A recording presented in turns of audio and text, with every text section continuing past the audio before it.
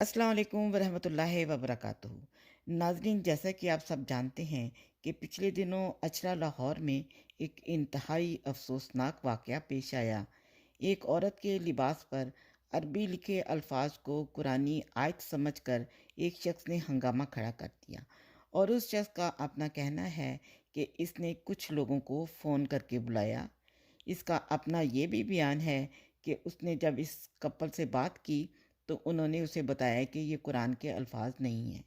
यानी इस शख्स का शक दूर कर दिया गया, फिर भी ये हंगामा खड़ा करके खातून की जान को ख़तरे में डालने से बाज नहीं आया। असल बात जिस पर मैं बात करना चाहती हूँ वो ये है कि अब इस वाक़या के हवाला से अल्लामा हिशाम अलाई ज़हीर साहब का बयान सामने आया और अपने बयान में इस खातून की जान बचाने का क्रेडिट लेने की भरपूर कोशिश की। उनका कहना है कि जब ये वाक़या पेश आया तो उनके मकतबा फ़िक्र के कुछ अफराद ने इनको मदद के लिए कॉल की, तो इन्होंने कुछ लड़कों को वहाँ भेजा। तब तक वहाँ पुलिस नहीं आई थी। अल्लामा साहब की खिदमत में अर्ज़ है कि जिस शैतान ने ये फ़ितना बर्पा किया वो आप ही के मकतबा फ़िक्र से ताल्लुक़ रखता था। जब बिगड़ी औलाद कोई गलत काम कर बैठती है तो उसके बाप को ही इत्तला देकर बुलाया जाता है। आपका फ़र्ज़ बनता है कि हक़ाइक़ पर पर्दा डालकर क्रेडिट लेने की बजाय बताएं कि आपको इत्तला इसलिए दी गई थी कि वो शख्स अहले हदीस मकतबा फ़िक्र से ताल्लुक़ रखता था और आप जाकर अपने होनहार को समझाएं कि औरत के लिबास पर कुरानी आयत नहीं बल्कि अरबी का लफ्ज़ हलवा लिखा हुआ है, ताकि जो इसने मजमा इकट्ठा कर रखा है आपकी बात पर यकीन करके इस औरत की जान बख्शी कर दें। मगर आप तो इत्तला मिलने पर भी औरत की जान बचाने नहीं पहुंचे, तो क्रेडिट किस चीज़ का ले रहे हैं? लोगों को ये भी बताएं कि ये शख्स आम शख्स नहीं है। ये अक्सर अपनी मोटरसाइकिल पर लाउड स्पीकर लगाकर अपने मसले की तबलीग भी करता रहता है। इसके बाद अल्लामा साहब का कहना है, वहां पे हकीकत में जिस पहलू को पूरा मुआशरा नजरअंदाज कर रहा है, सबसे पहले उस औरत की हिफाजत के लिए अगर किसी ने आवाज बुलंद की तो वो दीनदार तबका था। और वहां के दीनदार दुकानदारों ने, दीनदार तालिब इल्मों ने, बाशऊर मुसलमानों ने उस औरत को सेफ किया, बचाया मजमे से, हजूम से। वाह सुभान अल्लाह! आज पता चला कि उलमा सू का तबका एक दीनदार तबका कहलाता है। आपने सोचा कुछ दिनों बाद लोग हकाइक को भूल जाएंगे और आप अपना मनपसंद बयान देकर वाकया का क्रेडिट अपने और बाकी मौलवी तबके के खाते में डाल सकेंगे, जबकि इस वाकया की हर शख्स ना सिर्फ वीडियोस देख चुका है बल्कि खुद आपके होनहार का बयान भी सामने आ चुका है। अब इसको कितना बदलेंगे? आपने झूठ बोलकर साबित कर दिया कि ये और इस जैसे जितने शैतान हैं वो आप ही जैसों के तरबियत याफ्ता हैं, क्योंकि उस खातून को नाम नहाद मौलवी बकौल आपके दीनदार तबके ने नहीं बल्कि आप लोगों के लिए शर्म से डूब मरने का मुकाम है कि एक गैर मुस्लिम ने बचाया। इस गैर मुस्लिम ने अपनी दुकान का शटर गिराकर इस औरत को मौत से बचाया। नाज़रीन, आप देख सकते हैं कि ये बहादुर खातून पुलिस ऑफिसर दुकान का शटर ऊपर करके अंदर जाती है और खातून को चादर में लपेटकर मौत से बचाती हुई बाहिफाजत पुलिस स्टेशन ले जाती है। यहाँ नाम नेहाद दीनदार तबका कहाँ है? अलबत्ता पुलिस स्टेशन में ज़रूर नज़र आया। आपको इस गैर मुस्लिम का नाम भी अपनी ज़ुबान पर लाने की तौफीक ना मिली। आप जैसों को क्रेडिट ज़रूर जाता है, वो ये कि जहाँ भी ऐसा वाक़या पेश आता है वहाँ आप ही के सुधाए हुए जानवरों का कारनामा होता है, किसी लिबरल का कारनामा नहीं होता।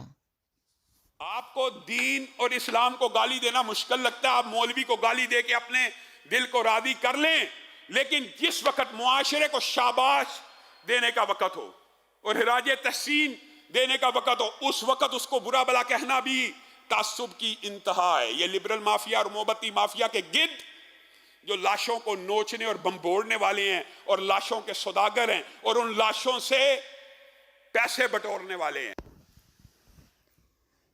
दूसरे लफ्ज़ों में आप कह रहे हैं कि अगर कोई किसी मौलवी की शैतानी हरकत पर उसे बुरा भला कहे तो वो दीन और इस्लाम को गाली देना होता है। अल्लामा साहब, یہ آپ ہی کا مولوی ہے، اس کی غلط حرکت پر آپ اس کی مذمت اس لیے نہیں کریں گے، اور نہ ہی آپ نے اس کی مذمت کی ہے، کیونکہ آپ کے نزدیک اس کو برا بھلا کہنا اسلام کو گالی دینا ہے۔ بس یہی خود ساختہ اسلام گھڑ کر آپ لوگوں نے شر پھیلایا ہوا ہے۔ مثلاً اگر کوئی داڑھی والا چوری کرتا، ڈاکہ ڈالتا یا کوئی اور مسجد یا مدرسے میں گھناؤنا کام کرتا پکڑا جاتا ہے، تو کوئی شخص اسے یہ کہہ دے کہ داڑھی رکھ کر ایسے کام کرتے اسے شرم آنی چاہیے، تو آپ جیسے دیندار لوگ اس پر داڑھی کی توہین کا الزام لگا دیں گے، مگر اس بدبخت کی حرکت پر آپ کے اسلام کی غیرت نہیں جاگے گی۔ یہ ہے وہ خود ساختہ اپنے مطلب کا اسلام جس سے ہر شریف شخص خوف کھاتا ہے، ورنہ اسلام تو ایسا محبت اور امن کا دین ہے، اس سے کون خوف کھا سکتا ہے؟ کیا وجہ ہے کہ ملک میں داڑھی والوں سے لوگ خوف کھاتے ہیں؟ اللہ کے بندو، اٹھاؤ ویڈیو، اس واقعے میں جتنے لوگ مشتعل ہیں ان میں سے کسی کے چہرے پہ سنت رسول موجود نہیں ہے، وہ عوام ہے، وہ معاشرہ ہے، آپ نے معاشرہ ایسا کریٹ کیا۔ اس 4 فٹ رکھی سنت رسول کے بارے میں کیا خیال ہے؟ اس کا نام کیوں نہیں لیتے؟ جس نے فتنے کا آغاز کر کے داڑھی والے اور بغیر داڑھی والوں سب کو اکٹھا کر لیا۔ آج تک جتنے بھی توہین کے نام پر فتنے اٹھے، ہمیشہ داڑھی والوں کی طرف سے اٹھے۔ داڑھی رکھ کر داڑھی کی توہین کرتے ہو آپ لوگ۔ ایسی داڑھی والوں سے بغیر داڑھی والے بہتر جو شر نہ پھیلائے۔